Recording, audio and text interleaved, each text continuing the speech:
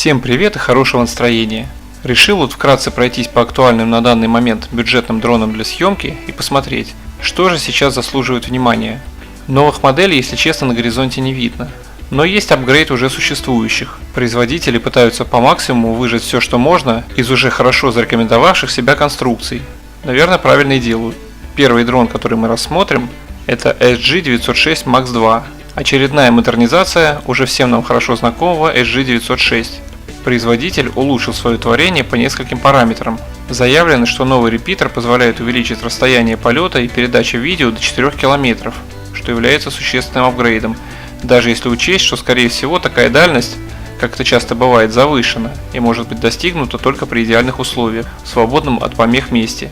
Для большой дальности, соответственно, установлен более мощный аккумулятор, аж на целых 5000 мАч, что позволяет дрону находиться в воздухе до 30 минут.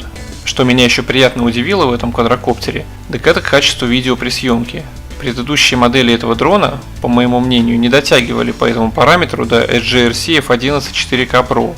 На данной модели SG906 удалось наконец догнать конкурента, причем при качественном увеличении других параметров.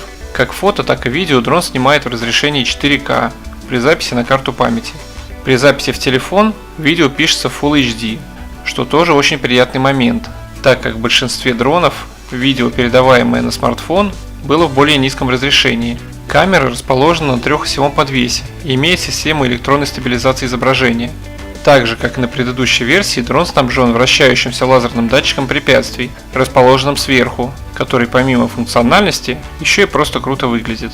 На мой взгляд, данная версия очень неплохо проработана и заслуживает отдельного внимания. Следующая модель, которую мы рассмотрим, KF101 Max и Max 1, обзор на предыдущую версию которой можно найти у меня на канале. От своего прародителя, то есть обычного KF101, две более старшие модели отличаются дальностью и максимальной высотой полета. Если у KF101 высота полета 120 метров, то у версии Max уже 300, а у Max 1 все 500 метров, что для дрона такого класса очень много. Дальность полета и передача видео также увеличена путем использования репитера, то есть ретранслятора. У версии Max заявленная дальность полета до 3000 метров, а у Max 1 до 5000. Но с 5000 они, конечно, загнули. Я сильно сомневаюсь, что хоть у кого-нибудь получилось достичь такой дальности. Да и летать на таком расстоянии довольно опасно. Камера имеет трехосевой подвес и систему электронной стабилизации изображения. Качество видеозаписи вы можете наблюдать сейчас на экране и сами сделать выводы.